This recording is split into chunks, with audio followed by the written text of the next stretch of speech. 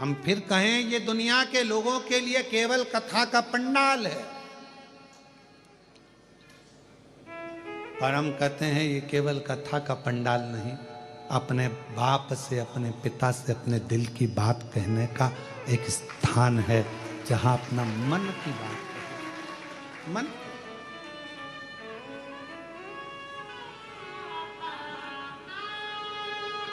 दिल की बात।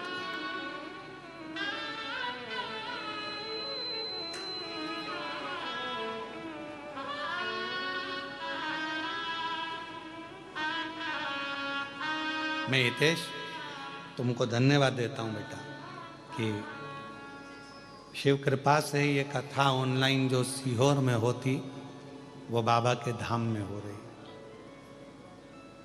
और एक प्रेरणा हमको मिली इस चीज के लिए कि ऐसे 50-60 भक्त लोग कथा सुन लें। अगर ऑनलाइन कथा सीहोर में होती है, ऐसी ही किसी 12 ज्योतिर्लिंग में भी चलती रहे और लोग उसको श्रवण करते रहे।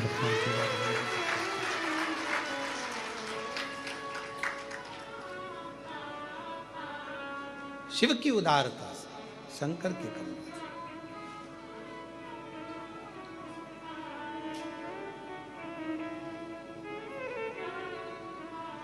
और कितने नारखेड़े जी, पाटिल जी, आपके जितने रिश्तेदार आए होंगे सब प्रसन्न होंगे कि बाबा की कृपा से हमको कथा सुनने को कम से कम कृष्णेश्वर बाबा की पवित्र भूमि पर मिलते।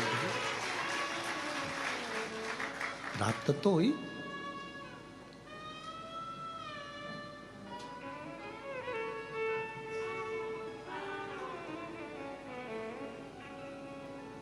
कई लोग कहते हैं कथा में बहुत धन लगता है। हम कहते हैं कथा में पैसा नहीं लगता, व्यवस्थाओं में पैसा लग सकता है। पंडाल लगना है, भोजन व्यवस्था करना है, ये करना है, वो करना है। हितेश से पूछना जरूर सीवर वाले महाराज ने कितना कितना धन ले लिया, पूछिए। कथा का पैसा नहीं लगता, व्यवस्था ये आपकी है, आप जो कर रहे हैं व्यवस्था आपकी है। और मैं तो कितना मान्य, आप होटल के मालिक को भी मैं धन्यवाद दूंगा कि जब हितेश ने कहा कि कथा होना है, मैं भी तो बैठी हूं तुम्हारे दरबार में, मैं भी तो मांगू।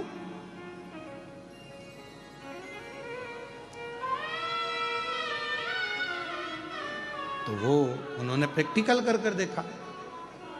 सती माता ने भी प्रयास करा, बैठी हूं कथा में और मन में सोच रही हूं कि ऐसा शरीर जलकर भस्म हो जाए। जो सोचा था कथा में पूर्ण हो गया। अच्छा सोचो, जितनी देर कथा में बैठो उतनी देर अच्छा सोचो, अच्छा विचार लेकर। महाराज राजा सुदक्षण प्रैक्टिकल करे कि अगर महाराज कह रहे हैं, संत कह रहे हैं कि राजा अगर बेकार कर्म करेगा तो फल भी खट्टे हो जाएंगे, कड़वे हो जाएंगे। तो राजा सुदक्षण ने विचार करा, सुदक्षिणी से कहा चलो आज प्रैक्टिकल करते। और हम भी कहते प्रैक्टिकल करते रहना चाहिए। एक महाराज जी प्रवचन कर रहे थे, प्रवचन में कह रहे थे कि व्यक्ति को मदिरा नहीं पीना चाहिए, शराब नहीं पीना चाहिए, ये गंदा नाली का पानी है, लोग पी के नाली में गटर में पड़े रहते हैं। उसी में महाराज का पहचान वाला बैठा था, उठ के खड़ा हो गया। खड़े होते से ही बोला, ओ महाराज तुम इतना बड़ा बड़ा प्रवचन दे रहे हो, तुम्हारा सग्गा भाई पी के तो गटर में पड़ा, तुम हमको ज्ञान दे रहे हो, अपने भाई को क्यों नहीं समझाते। महाराज जी को क्रोध नहीं आया। महाराज जी ने कहा भैया देख, मैं प्रवचन में समझा रहा हूं, मेरा भाई प्रैक्टिकल करके दिखा रहा है, तुझे जो समझ में आ जाए वैसा कर ले। बात से समझ जाए तो मेरी कथा से समझ जा, नहीं समझे तो उसको देख ले, गटर में पड़ा है, नाली में पड़ा हुआ है, तो उसको देखकर समझ जा कि उसकी हालत क्या हो रही है।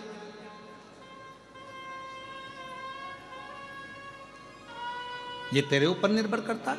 सुदक्षण ने ये विचार करा और राजा सुदक्षण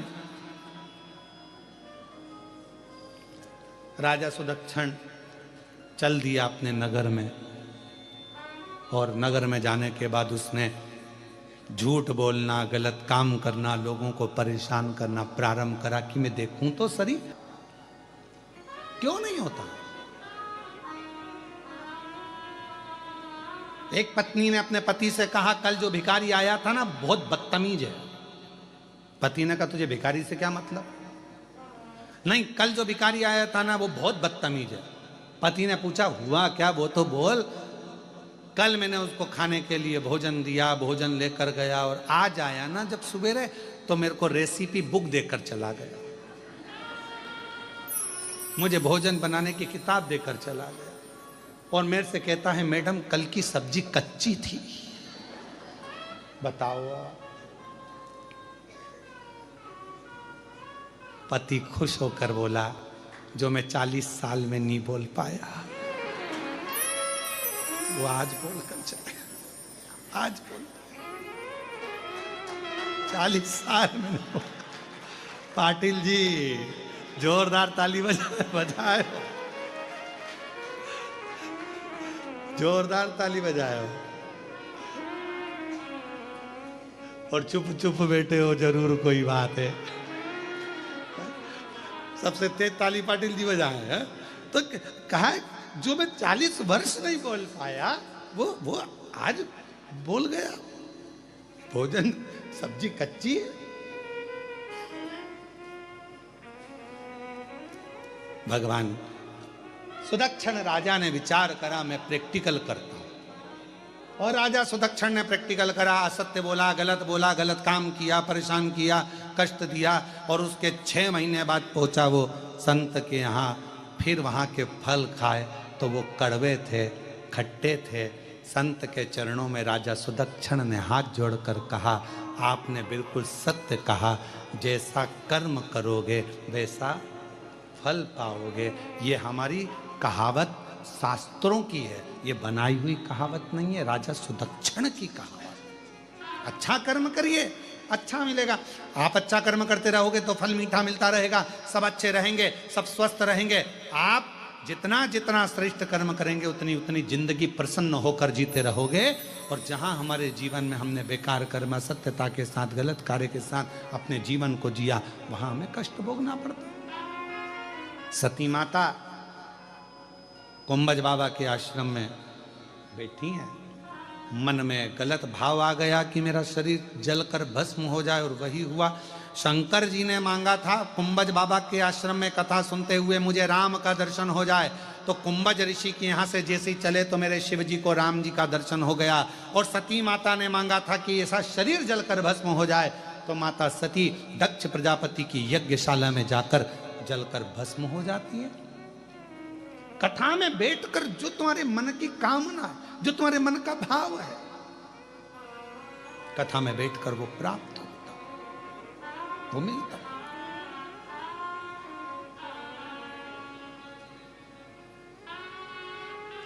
बेलूर में घड़ी सुधारने की दुकान है कि नहीं है? अरे बोलो तो। बेलूर में घड़ी सुधारने की दुकान है? औरंगाबाद में, छत्रपति संभाजी नगर में थोड़ी ज़्यादा होंगी, ठीक है। हमारे सीहोर में भी हैं 4-6।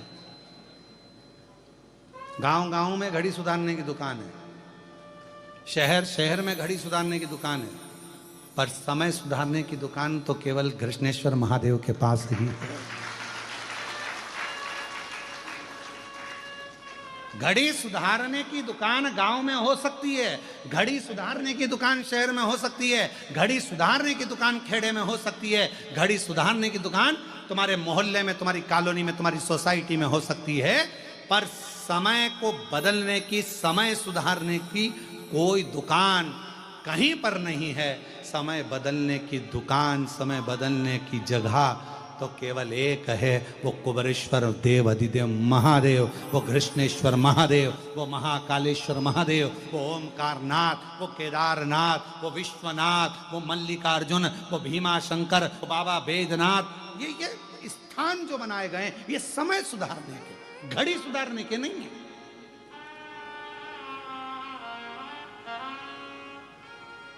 पूछने वाले हमसे प्रश्न कर लेते हैं 12 ज्योतिर्लिंग क्यों होते हैं? हमने कहा 12 भी तो बचती है।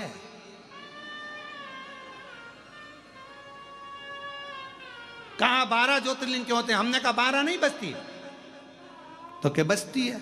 मैंने कहा बस 12 बचती है तो 1 बजे सोमनाथ से चालू हो जाओ, 2 बजे मल्लिकार्जुन, 3 बजे महाकालेश्वर, ऐसे करते करते जब 12 बजे तो घृष्णेश्वर महादेव को याद कर लो, तुम्हारी जिंदगी। ये 12 के जो नंबर हैं 1 2 3 4, अरे जरा विचार करो, रात के 12 बजे मेरे भगवान कृष्ण प्रगटे, दिन के 12 बजे मेरे राम जी प्रगटे, और 12 ज्योतिर्लिंग, ये हमारी जिंदगी का सार तत्व है अपने समय को सुधारने के, ये अपने समय को सुधारने के लिए ये 12 ज्योतिर्लिंग का सार तत्व।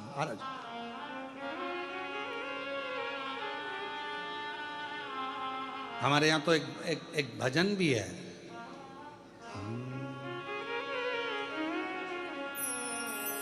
ओम रूपी मुख से शिव बोलो प्यारे, ओम रूपी मुख से शिव बोलो प्यारे। वो फसल के लिए बारिश का पानी जरूरी है, उस फसल के लिए बारिश का पानी थोड़ा थोड़ा थोड़ा थोड़ा गिरता रहे, वो जरूरी है। बाढ़ आ गई, पूरा पानी पानी भरा गया, वो फसल बिगड़ जाएगी, सड़ जाएगी, बेकार हो जाएगी, जमीन बेकार हो जाएगी और उसमें कुछ नहीं लगेगा। इतने विद्वान मत बन जाओ कि तुम्हारे अंदर ज्ञान की बाढ़ आ जाए और परमात्मा की भक्ति ही बह जाए। क्यों? अहंकार जब आता है तो परमात्मा की भक्ति नहीं रह पाती। तुम मुझे जानते नहीं हो, मैं कौन हूं, मैं वहां का ये पदाधिकारी, मैं वहां का ये अध्यक्ष, मैं वहां का ये ना ना ना, ये तो भगवान ने मौका दिया है। ढेर साले लोग संसार में रहते हैं, पर परमात्मा ने तुमको इस लायक बनाया है कि तुम उसकी सेवा कर रहे हो, तो अपने भीतर का अहंकार निकाल। उसने आपको इस लायक बनाया, नहीं तो कितने थे।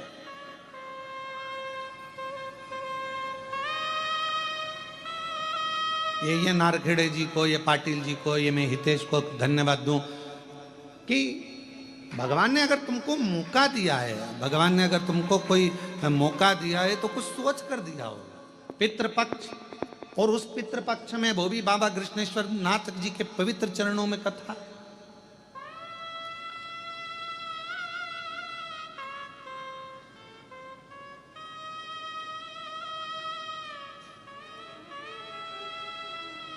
किसी आनंद के साथ कहीं परमात्मा ने अगर कृपा, और आपको भी हम धन्यवाद देंगे, जितनी मेरी जीजियां बैठी हैं, जितने जीजा बैठे हैं, जितनी मेरी बेटियां बैठी हैं, बेटा बैठे हैं, मेरी माताएं बैठी हैं, भाई बैठे हैं, इन सबको मैं धन्यवाद दूंगा। आपको ना जाने भगवान ने क्यों इस लायक बनाया कि आप ना जाने कौन से बगीचे के ऐसे फूल हो, क्योंकि जो फूल अच्छा होता है वही शिव के चरणों में जाता है, जो अच्छा होता है वही शिव पुराण तक पहुंच पाता है। भगवान के वो पुष्प हो जिसको भगवान अपने पास में लेकर करीब।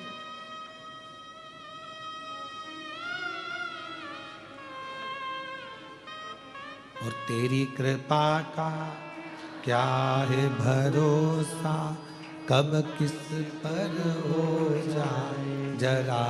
भगत शिव महापुराण में आता है कि जिसने केवल प्रवचन में सुना था कि शिव जी को जल चढ़ाना चाहिए, भोलेनाथ जी को भोग लगाना चाहिए, बेलपत्र चढ़ाना चाहिए, ना वो बेलपत्र को पहचानता है, ना वो भोग चढ़ाना, भगवान को प्रसाद का भोग लगाना जानता है, ना उसके पास जल चढ़ाने का कोई पात्र है। बस कड़प ने सुन लिया प्रवचन में, तालाब में गया, मुंह में पानी भर लिया, मुख में पानी भरा, हाथ में कोई जीव को मारकर उसका मांस रख लिया, पेड़ों की पत्तियों को तोड़ लिया, शिव जी के मंदिर में पहुंच गया। भगवान के मंदिर में जाकर जूते से तो पत्तियां हटाई और मुंह का पानी भगवान पर चढ़ाकर भोग धरकर, बेलपत्री तो थी नहीं, जो पत्तियां तोड़ी थी वही चढ़ा दी।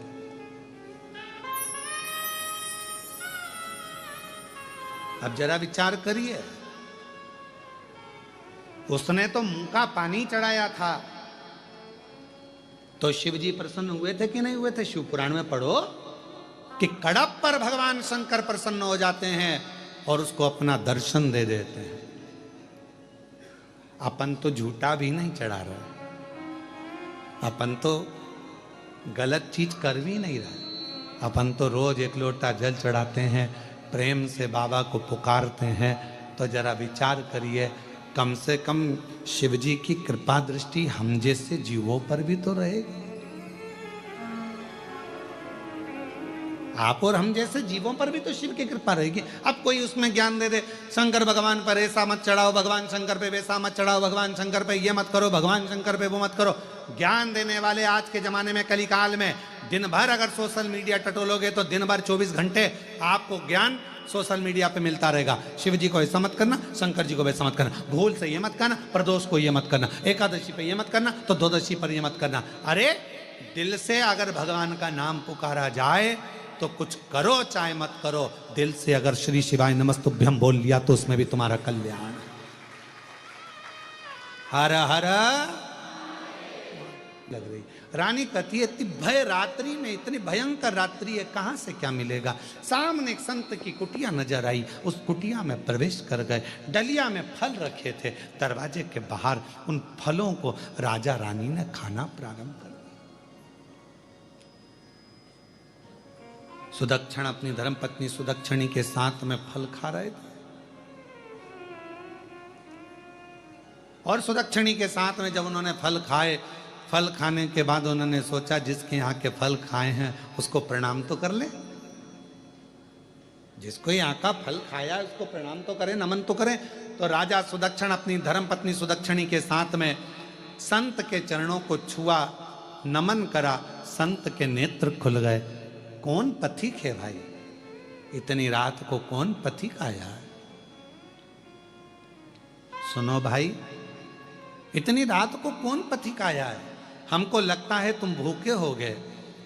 डलिया में फल हैं कि आपसे पूछना चाहते हैं कि आखिर आपके यहां ये फल इतने मीठे कैसे?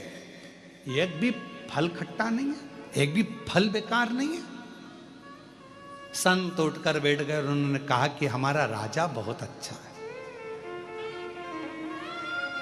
हमारा जो राजा है बहुत अच्छा है, खूब दान करता, धर्म करता, पुण्य करता, शिव की आराधना करता, भगवान का भजन करता, कृपा उसके ऊपर शिव जी की बनी हुई है, तो उसकी प्रजा खुश रहती है, इसलिए हमारे यहाँ की भूमि भी मीठे फल देती है।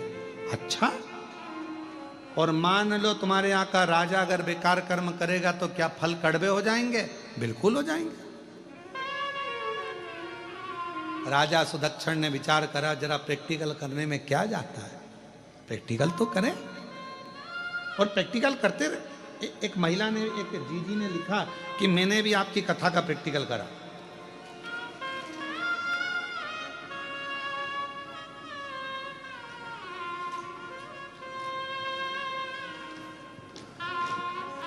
देखो उसने पत्र में लिखा है, मेरा नाम प्रियंका अमोल, कि लुटा दिया भंडार काशी वाले ने, और कर दिया माला माल काशी वाले, जो जैसी भावना लाया वो ऐसा ही फल पाया, नहीं खाली उसे लौटाया, वो मन ही मन हर्षाया, और कर दिया माला माल काशी वाले, लुटा दिया भंडार काशी वाले, लुटा दिया भंडार। हाँ, आपका भी पत्र है वाले, करिया कौन सा है इसमें से? वो छाले जो हो गए थे यही है। हाँ, ये दीदी का भी एक पत्र है। मेरा नाम संगीता वैभव काकड़े हैं। मेरे पैरों में छाले हो जाते थे और वो छाले फूटते थे।